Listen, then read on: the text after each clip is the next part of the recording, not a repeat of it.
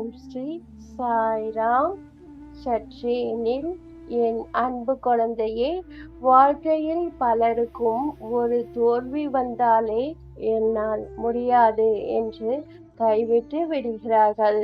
ஆனால் உன் சாயப்பா உனக்கு கற்றுக் கொடுத்த எந்த முயற்சியையும் நிறுத்தாதே.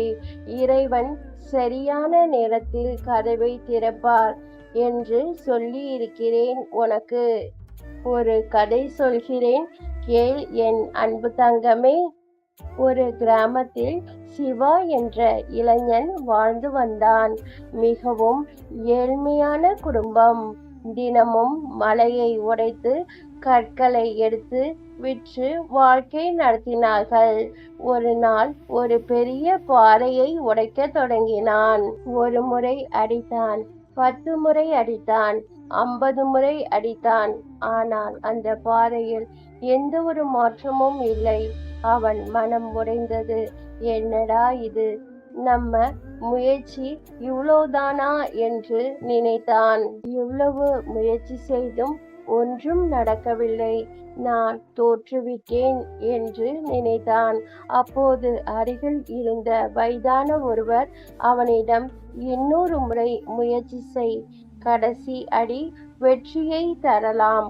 அந்த வார்த்தையை நம்பி சிவா மீண்டும் முழு சக்தியுடன் சுத்தியலை உயர்த்தி அடித்தான். அந்த பெரிய பாறை 2 துண்டாக உடைந்தது. சிவா மிகவும் மகிழ்ச்சி அடைந்தான். அப்போதுதான் அந்த முதியவர் கூறினார், இந்த கடைசி அடி மட்டும்தான் பாறையை உடைக்கவில்லை. அதற்கு முன் நீ கொடுத்த ஒவ்வொரு அடியும் அது வெற்றிக்கான அடித்தளமாக இருந்தது. என் அன்பு தங்கமே, இது போலதான் நம் வாழ்க்கையும். இதுதான் உண்மை. இன்று நீங்கள் படிக்கும் ஒவ்வொரு பாடமும், செய்யும் ஒவ்வொரு நல்ல முயற்சியும், சிந்தும் ஒவ்வொரு வேர்வை துளியும் வீணாகாது. வெற்றி என்பது ஒரே நாளில் வராது. ஆனால் தொடர்ந்து முயற்சி செய்பவர்களை அது ஒரு நாள் கண்டிப்பாக தேடி வரும். உன் சாயப்பாவும் கூறிய 2 மந்திரங்கள், நம்பிக்கை, பொறுமை. இந்த 2 குணங்களும் இருந்தால் வாழ்க்கையின் எந்த பாறையும் உடைக்க முடியும். என் அன்பு தங்கமே, இன்று நீங்கள் சந்திக்கும் சிரமங்கள் நாளைய வெற்றிக்கான பயிற்சி மட்டுமே. எனவே மனம் உடைந்து போகாமல் நம்பிக்கையுடன் பொறுமையுடன் உழையுங்கள். நம்பிக்கையுடன் பொறுமையுடன் காத்திருங்கள்.